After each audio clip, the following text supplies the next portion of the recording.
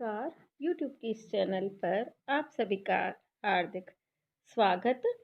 पिछले वीडियो में हमने नामिक प्रकरण में युष्मद और अस्मद शब्दों में 82 सूत्र संख्या शशु न का अर्थ समझा। उसकी साधारण व्याख्या भी मैंने बताई और इससे युष्मान और असमान रूप सिद्ध होते हैं। युष्मान और असमान रूप द्वितीय विभक्ति बहुवचन के रूप है। इनकी सिद्धि मैं आपको अब बता रही हूँ।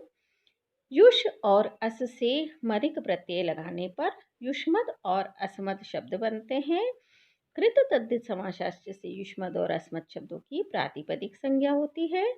स्वउजस समोट सूत्र के द्वारा युष्मद और अस्मद शब्दों से परे सु आदि 21 प्रत्ययों की प्राप्ति होती है और चूंकि ये बहुवचन के रूप है इसलिए बहुषु बहुवचनम सूत्र के द्वारा बहुत्व की विवक्षा में द्वितीय विभक्ति बहुवचन का शश प्रत्यय लगाने पर युष्मद युष्मद युष्मद और शश तथा अस्मद अस्मद अस्मद प्लस शश रूप बनते हैं। तब स्वरूपाणाम एक शेष एक विभक्त सूत्र के द्वारा दो युष्मद शब्दों का तथा दो अस्मद शब्दों का लोप होने पर युष्मद प्लस शश तथा अस्मद प्लस शश रूप रहते हैं। ल शक तद्धिते सूत्र के द्वारा शश के शकार की संज्ञा होती है और तस्य लोप के द्वारा शकार का लोप होकर युष्मद प्लस अस और अस्मद प्लस अस रूप रहते हैं। तब ये प्रथमयो अम सूत्र के द्वारा इस शश के स्थान पर अर्थात अस के स्थान पर अम आदेश प्राप्त होता है, किंतु अपवाद या हम ऐसे लिख सकते हैं कि किंतु अग्रिम सूत्र द्वारा निषेध हो जाता है। शशु न सूत्र के द्वारा युष्मद मद और अस्मद शब्द से परिशश के स्थान पर नकार आदेश होता है। आदेह परस्य सूत्र के द्वारा यह नकार आदेश अस के आदि आकार के स्थान पर होता है। इस प्रकार युष्मद अस में जो अ है उसके स्थान पर ना हो गया क्योंकि अस भी शश का बचा हुआ रूप है। तो युष्मद प्लस न स न हलंत लिखना है और ऐसे ही अस्मद प्लस न स न भी हलंत होगा और स भी हलंत है। तत्पश्चात द्वितीयायाम च सूत्र के द्वारा युष्मद और अस्मद के दकार के स्थान पर आकार आदेश होकर युष्म आ न स तथा अस्म आ न स रूप बनते हैं। तत्पश्चात युष्म में जो म में अ है और उसके बाद आ है, ऐसे ही अस्म में भी म में अ है और उसके बाद आ है। इसलिए ये केवल समझने के लिए बता रही हूँ, आपको सीधा ही लिखना है। अकह सवर्णे दीर्घ सूत्र के द्वारा अ प्लस आ के स्थान पर दीर्घ एकादेश आ होकर युष्म म हलंत हो गया। अ और आ के स्थान पर आ हो गया तो युष्म में म हलंत आ न स तथा अस्म में म हलंत आ न और स बराबर युष्मानस तथा अस्मानस रूप बनते हैं। तत्पश्चात संयोगांत से लोपः सूत्र के द्वारा संपूर्ण संयोगांत पद का लोप प्राप्त होता है। आपने पढ़ा होगा पहले फर्स्ट ईयर में कि संयोग संज्ञक वर्ण जिसके अंत में होते हैं ऐसे संपूर्ण संयोगांत पद का लोप होता है। तो यहाँ युष्मानस में आप देखिए न और स और संयोग किसे कहते हैं? ऐसे व्यंजन दो या दो से अधिक व्यंजन जिनके बीच में कोई स्वर नहीं हो उनकी संयोग संज्ञा होती है। हलो अनंतरा संयोग ऐसे तो न और स संयोग संज्ञक वर्ण है युष्मानस शब्द के अंत में और अस्मानस शब्द के अंत में भी न और स संयोग संज्ञक वर्ण है। तो ये संपूर्ण संयोगांत पद है। ये भी केवल समझने के लिए मैंने बताया है आपको सीधा ही लिखना है। संयोगांत से लोपः सूत्र के द्वारा संपूर्ण संयोगांत पद का लोप प्राप्त होता है, किंतु अलो अंत्य से सूत्र के द्वारा अंतिम सकार का लोप होकर युष्मान तथा असमान रूप सिद्ध होते हैं। अब हम अगला सूत्र पढ़ेंगे यो अचि। इसके द्वारा त्वया और मया तृतीया एकवचन के रूप सिद्ध होते हैं। त्वया मया, तेरे द्वारा, मेरे द्वारा। तो यहाँ पहले मैं सिद्धि से प्रारंभ कर दूं कि युष और अस धातु से मदिक प्रत्यय लगाने पर युष्मद और अस्मद शब्द बनते हैं। कृत तद्धित समासशास्त्र से युष्मद और अस्मद की प्रातिपदिक संज्ञा होती है। स्वौजस समूह सूत्र के द्वारा युष्मद और अस्मद से परे सु आदि 21 प्रत्ययों की प्राप्ति होती है। द्वैक्योर द्विवचने एक वचने सूत्र के द्वारा एकत्व की विवक्षा में तृतीया एक वचन का टा प्रत्यय लगाने पर युष्मद प्लस टा तथा अस्मद प्लस टा रूप बनते हैं।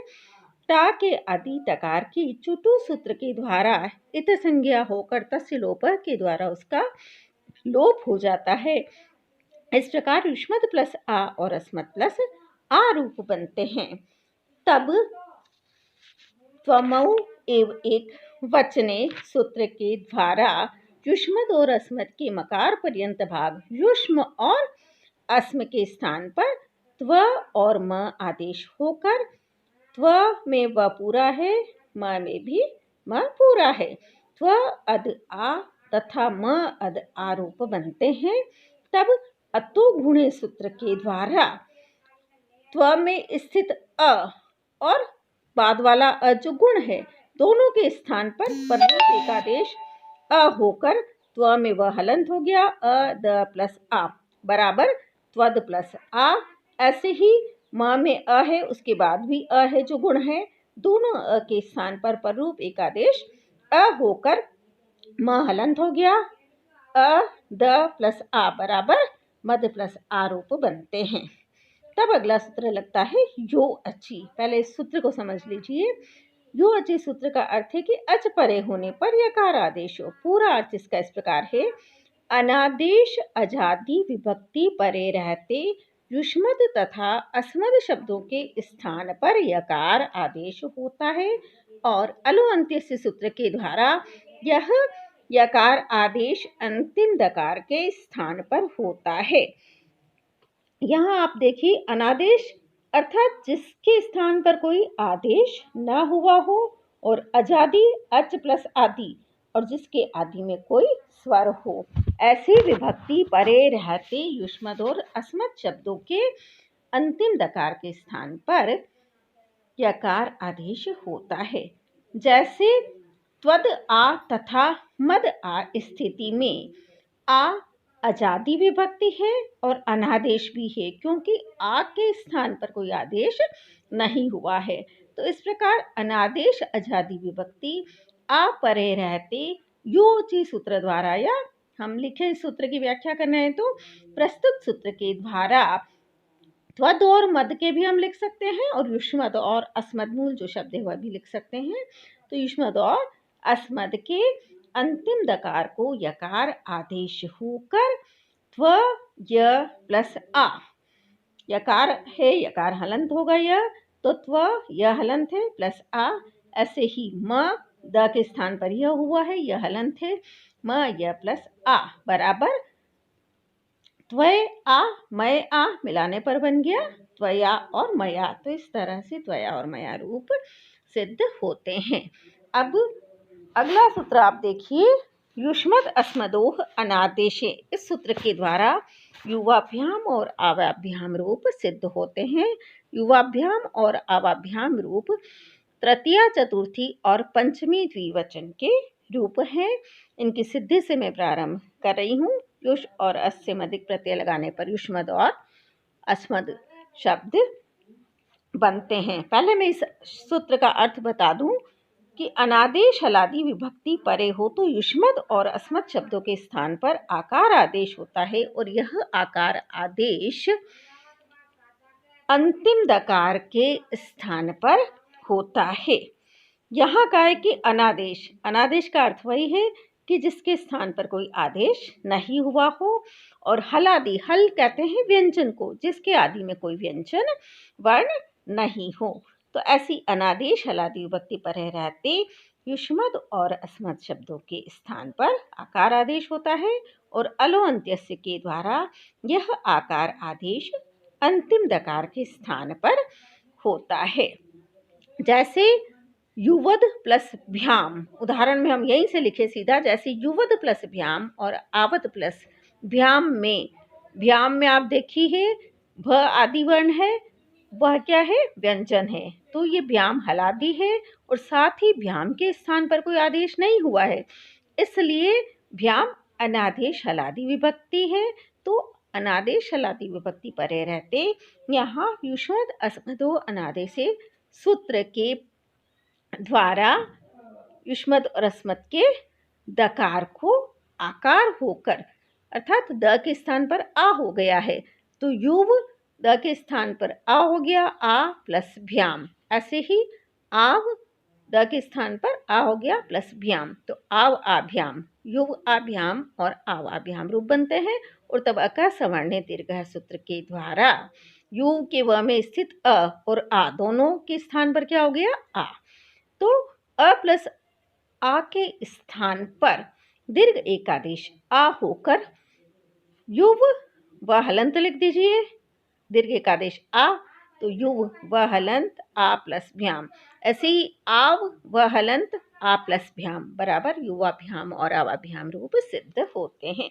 अब आप युवाभ्याम और आवाभ्याम शब्दों की सिद्धि देख लीजिए। सिद्धि को अब मैं बता रही हूँ। युष और अस से मदिक प्रत्यय लगाने पर युष्मद और अस्मद शब्द बनते हैं और कृत तद्धित समासशास्त्र से युष्मद और अस्मद शब्दों की प्रातिपदिक संज्ञा होती है। हम तृतीय द्विवचन को ही ले लें, तुम दोनों के द्वारा, हम दोनों के द्वारा, ऐसे करके हम ले सकते हैं। वैक्योर स्वउजस समूढ़ सूत्र के द्वारा युष्मद और अस्मद से परे सुआदि 21 प्रतियों की प्राप्ति होती है। द्वयेक्योर द्विवचनिक वचने सूत्र के द्वारा द्वित्व की विवक्षा में तृतीय द्विवचन का भ्याम प्रत्यय लगाने पर युष्मद युष्मद भ्याम तथा अस्मद अस्मद भ्याम रूप बनते हैं। तब स्वरूपणाम एक शेष एक विभक्तौ सूत्र के द्वारा एक युष्मद और एक अस्मद शब्द का लोप होने पर युष्मद प्लस भ्याम और अस्मद प्लस भ्याम रूप रहते हैं। तब युवावो द्विवचने सूत्र के द्वारा युष्मद और अस्मद के मकार पर्यंत भाग युष्म और अस्म के स्थान पर क्रमशः युव और आव आदेश होकर युव अद प्लस भ्याम आव अद प्लस भ्याम रूप बनते हैं। तब अतो गुणे सूत्र के द्वारा अ प्लस अ के स्थान पर रूप एकादेश अ होकर युव में व हलंत हो गया, अ द प्लस भ्याम, तो मिलाने पर बन गया युवद प्लस भ्याम। इसी प्रकार आव में व हलंत हो गया और व में स्थित अ और बाद वाला जो अ है दोनों के स्थान पर रूप एकादेश हो गया, तो आव में व हलंत अ द प्लस भ्याम बराबर आवद प्लस भ्याम रूप बनते हैं। तब युष्मद अस्मदोह अनादेशी सूत्र के द्वारा अनादेश हलादी विभक्ति परे रहते युष्मद और अस्मद के दकार को आकार होकर युव आ प्लस भ्याम और आव आ प्लस भ्याम रूप बनते हैं।